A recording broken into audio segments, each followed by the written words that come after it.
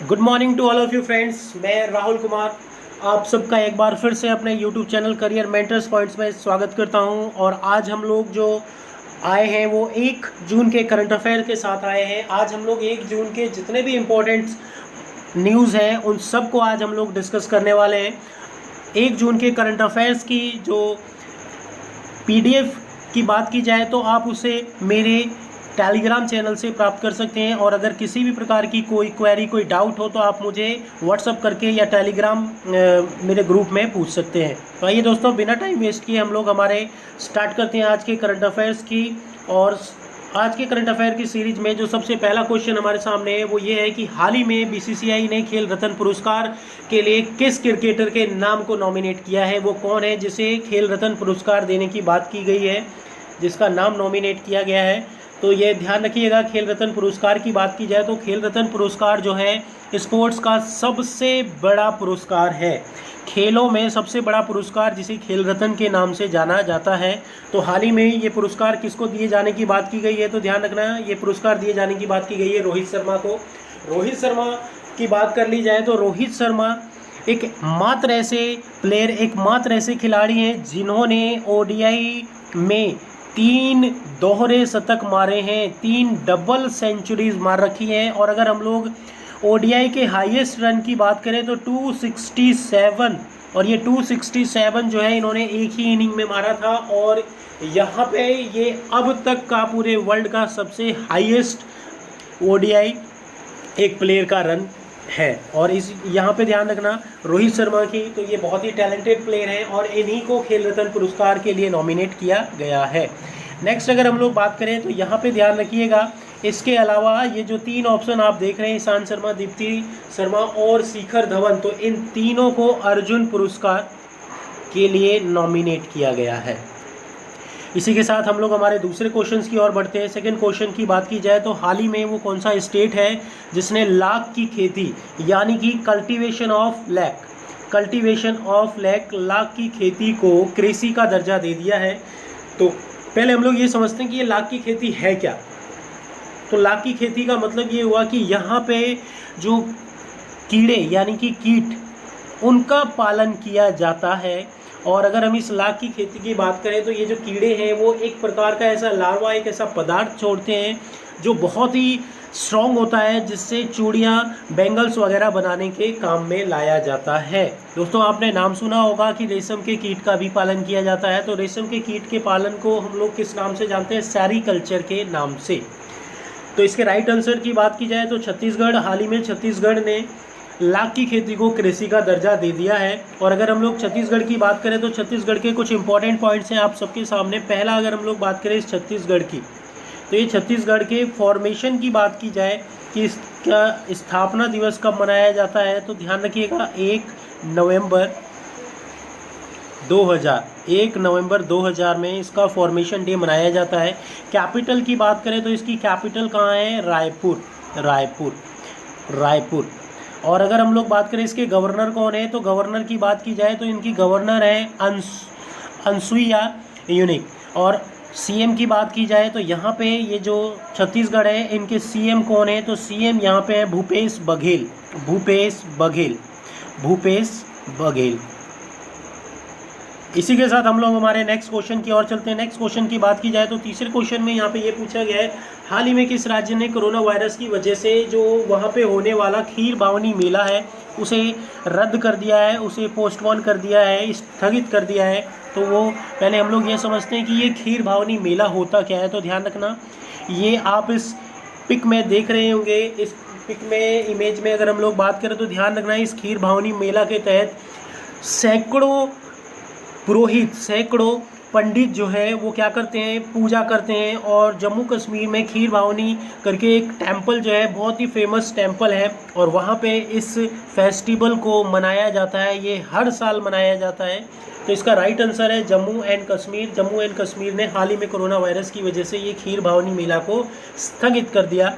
अगर हम लोग जम्मू एंड कश्मीर की बात करें तो दोस्तों जम्मू एंड कश्मीर की दो कैपिटल हैं। पहला कैपिटल जिसे हम लोग बोलते हैं श्रीनगर, और दूसरे कैपिटल की बात करें तो दूसरा कैपिटल खुद जम्मू है, और इनको कुछ कुछ कार्यकाल के लिए यहाँ पे अलग अलग रखा गया है। श्रीनगर की बात करें तो ये जो श्रीनगर है वो मई से अक्टूबर तक, और जम्मू की बात करें तो नवंबर से अप्रैल तक इनको कैपिटल का दर्जा दिया गया है। गवर्नर की बात करें तो यहाँ पे जम्मू एंड कश्मीर के गवर्नर कौन है? जम्मू एंड कश्मीर के गवर्नर की बात की जाए तो यहाँ के जो गवर्नर है वो है सत्यपाल मलिक।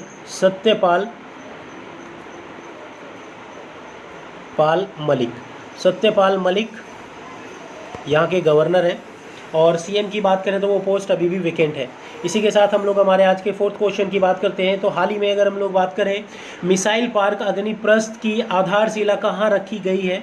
हाल ही में अगर हम लोग बात करें आंध्र प्रदेश में एक पार्क बनाया जा रहा है, जहाँ पे अग्निप्रस्थ की आधारशिला को रखा गया है। और इस पार्क में अगर हम लोग बात करें सारी की सारी मिसाइलों को रखा जाएगा, जिससे कि यहाँ पे देखने के लिए लोग आए, और एक म्यूज़ियम टाइप का बनाया जाएगा, मिसाइल म्यूज़ियम बनाया जाएगा, जिसकी पहली अग्निप्रस्थ आधारशिला यहाँ पे रखी जा चुकी है। तो कहाँ रखी गई है? तो आंध्र प्रदेश में दोस्तों। इसी के साथ हम लोग हमारे अब नेक्स्ट क्वेश्चन की बात करते हैं। नेक्स्ट क्वेश्चन यहाँ पे कि when is no tobacco day celebrated? हाल ही में अगर हम लोग बात करें तंबाकू निषेध दिवस कब मनाया गया? यहाँ पे तंबाकू निषेध दिवस का मतलब सिर्फ तंबाकू से नहीं है, यहाँ पे इसका मतलब ये है कि किसी भी प्रकार का जो नशा है उसको यहाँ पे निषेध किया गया है। और अगर हम लोग बात करें हाल ही में 31 मई को, आपने ये इमेज देख रहे होंगे, इस इमेज में अगर हम लोग बात करें तो क्या लिखा हुआ है? Don't let tobacco take your breath away. जो हमारे जो लंग्स की बात की जाए, फेफड़े की बात की जाए, तो उनको टोबैको या जितने भी हमारे ये जैसे सिगरेट, बीड़ी, धुआं, जिन भी चीज़ों से हम लोग धुआं एब्जॉर्ब करते हैं उससे हमारे फेफड़े को जाके बहुत ज़्यादा नुकसान पहुंचता है। इसी वजह से 31 मई को ये सेलिब्रेट किया जाता है कि भाई नो टोबैको दिवस, कोई टोबैको इस दिन कोई किसी प्रकार का तंबाकू यूज़ नहीं किया जाएगा। और अगर हम लोग बात करें तो ध्यान रखना, ये जो टोबैको डे है ये किसके द्वारा पहली बार बनाया गया? तो WHO के द्वारा, WHO यानी वर्ल्ड हेल्थ ऑर्गेनाइजेशन के द्वारा फर्स्ट टाइम इसको मनाया गया। कब मनाया गया? तो 31 मई को मनाया जाता है ये कंटिन्यूसली। WHO की बात करें, वर्ल्ड हेल्थ ऑर्गेनाइजेशन, इसके हेडक्वार्टर की बात करें तो जिनेवा। नेक्स्ट हम लोग बात करते हैं हमारे आज के क्वेश्चन की। और नेक्स्ट अगर हम लोग बात करें तो पश्चिम बंगाल की सीएम ममता बनर्जी ने अम्फान तूफान, हाल ही में आपने नाम सुना होगा, इसके बेस्ड MCQ भी देखे होंगे मेरे करंट अफेयर्स की सीरीज़ में। और हाल ही में अम्फान तूफान से प्रभावित लोगों के लिए पश्चिम बंगाल की सीएम ममता बनर्जी ने कितने फंड की घोषणा की है? तो इसका राइट आंसर है 6250 करोड़ रुपए की घोषणा की है। और आपको ये भी याद होगा कि 1000 करोड़ रुपए जो है वो किसके द्वारा दिए गए थे? PM प्राइम मिनिस्टर के द्वारा दिए गए थे। और यहाँ पे 6250 करोड़ रुपए ये वहाँ की जो CM है ममता बनर्जी, उन्होंने ये फंड अलॉट किया है। अम्फान तूफान की वजह से भारी मात्रा में नुकसान हुआ था, कई लोगों के घर, कई लोग घायल हुए। और अगर हम लोग बात करें तो यहाँ पे उसको दोबारा से रिकवर करने के लिए वेस्ट बंगाल की CM ने यहाँ पे ये कदम उठाया है, वेस्ट बंगाल की CM। और अगर हम लोग बात करें वेस्ट बंगाल की, पश्चिम बंगाल की, तो ध्यान रखिएगा यहाँ पे इसकी जो कैपिटल राजधानी है वो क्या है? कोलकाता। इसी के साथ हम लोग बात करते हैं हमारे नेक्स्ट क्वेश्चन की। नेक्स्ट क्वेश्चन यहाँ पे आपके सामने है कि हाल ही में FSSAI के नए CEO किसे नियुक्त किया गया है? यानी कि अगर हम लोग बात करें food safety and standard authority of India, किसे अपॉइंट किया गया है इनका CEO? FSSAI का CEO हाल ही में किसे नियुक्त किया गया है? तो आप यहाँ पे ये इमेज देख रहे होंगे, तो ये कौन है? अरुण सिंघल जी। अरुण सिंघल जी की बात करें तो ये अरुण सिंघल जी जो है दोस्तों, ये अरुण सिंघल जी है, इन्हें हाल ही में FSSAI का CEO नियुक्त किया गया है। तो आइए हम लोग थोड़ा सा इसके बारे में जान लेते हैं FSSAI का। इसका मतलब क्या होता है? तो इसका मतलब ये होता है दोस्तों, ये एक ऐसी संस्था बनाई गई, ये जिसका इस्टेब्लिशमेंट कब हुआ? अगर हम लोग इसके इस्टेब्लिशमेंट की बात करें FSSAI की, तो इसका इस्टेब्लिशमेंट 2011 में हुआ, 2011 में, अगस्त 2011। अगस्त 2011 में इसका इस्टेब्लिशमेंट हुआ। इसका हेडक्वार्टर कहाँ पर है, तो इसका जो हेडक्वार्टर है वो है न्यू दिल्ली। इसका हेडक्वार्टर न्यू दिल्ली में है और इसका मेन पर्पस क्या है कि लोगों तक पौष्टिक शुद्ध आहार, शुद्ध भोजन पहुंचाना। ये मेन इसका मुद्दा, मेन इसका मकसद है कि खाने को किस तरीके से जांच परख के उसको सैंक्शन या पास किया जाए। तो आप ध्यान रखिएगा, कोई भी खाने पीने की चीज़ होती है वो इनके थ्रू पहले पास की जाती है, उसके बाद ही मार्केट में वो अवेलेबल होती है। तो इनके जो CEO है वो किसे बना दिया गया है, अरुण सिंघल जी को बना दिया गया है। इसी के साथ हम लोग हमारे अब नेक्स्ट क्वेश्चन की ओर चलते हैं। नेक्स्ट क्वेश्चन यहाँ पे अगर हम लोग बात करें तो आपने नाम सुना होगा पाक द स्टील्थ बॉम्ब। पाक द स्टील्थ बॉम्ब विमानों का निर्माण हाल ही में कौन से देश ने शुरू किया है, वो कौन सा कंट्री, वो कौन सा देश है जिसने हाल ही में, अगर हम लोग बात करें, पाक द स्टील्थ बॉम्ब विमानों को शुरू किया। तो आप ये इमेज देख पा रहे होंगे और यहाँ पे ये उसी की एक छवि है और यहाँ पे ये किसके द्वारा शुरू किया गया है, तो रसिया रूस के द्वारा ये कार्य शुरू किया जा चुका है। व्लादिमीर पुतिन वहाँ के जो हेड है, ध्यान रखना, वहाँ के प्रेसिडेंट। तो यहाँ पे अगर हम लोग बात करें, आपको बस इतना मालूम होना चाहिए कि ये PAKDA स्टील्थ बॉम्ब जो है ये किस कंट्री के द्वारा बनाया जा रहा है। इस विमानों का निर्माण शुरू किया गया है, ये अभी कंप्लीट नहीं हुआ है। ठीक है, इसी के साथ हम लोग हमारे आज के लास्ट क्वेश्चन की ओर चलते हैं और इसमें ये पूछा गया है कि हाल ही में BCCI ने, ये खेल रत्न नहीं होगा दोस्तों, यहाँ पे अगर हम लोग बात करें अर्जुन पुरस्कार,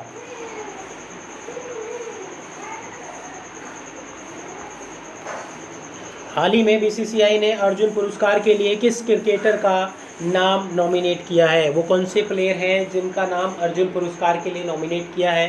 तो ध्यान रखिएगा, यहाँ पे अगर हम लोग बात करें, ईशांत शर्मा, दीप्ति शर्मा और शिखर धवन, ये तीनों ही क्रिकेटर हैं। ईशांत शर्मा एक सीनियर क्रिकेटर है, टेस्ट क्रिकेटर, और अगर हम लोग बात करें दीप्ति शर्मा तो एक ही वुमेन क्रिकेटर हैं। और इन तीनों का नाम जो है इस अर्जुन पुरस्कार के लिए नॉमिनेट किया गया है। इसका मतलब इसका राइट आंसर क्या हो जाएगा, option D, all of these above. दिए गए ऊपर के सभी आंसर सही है। इन तीनों का नाम BCCI ने अर्जुन पुरस्कार के लिए नॉमिनेट किया है। तो दोस्तों ये थे हमारे आज के करंट अफेयर। अब हम लोग बात डिस्कस कर लेते हैं, हमारा कल का जो क्वेश्चन था हम उसकी बात करते हैं। सबसे पहले कल जो हमने क्वेश्चन पुटअप किया था, कल हमने एक क्वेश्चन पूछा था, हाल ही में किस राज्य सरकार ने शिक्षकों के वेतन में वृद्धि की घोषणा की है, वो कौन सा राज्य है, तो वो राज्य है महाराष्ट्र। महाराष्ट्र राज्य ने हाल ही में शिक्षकों के वेतन में वृद्धि करने की बात रखी है और जितने भी लोग जो आदिवासी एरिया में डॉक्टर्स हैं वहाँ पे जो काम कर रहे हैं तो उनकी सैलरी और ज़्यादा बढ़ाने की बात कर दी गई है 15%। तो ध्यान रखिएगा यहाँ पे कौन सा राज्य है, महाराष्ट्र।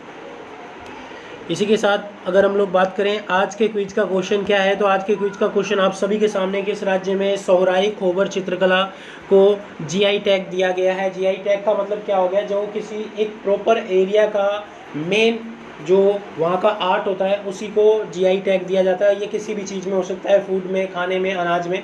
तो यहाँ पे वो चित्रकला की बात की जाए तो वहाँ पे इस पेंटिंग को GI टैग दिया गया है। वो कौन से स्टेट का है, आपको ये आंसर देना है इसका। ये 4 ऑप्शन है आप सभी के सामने।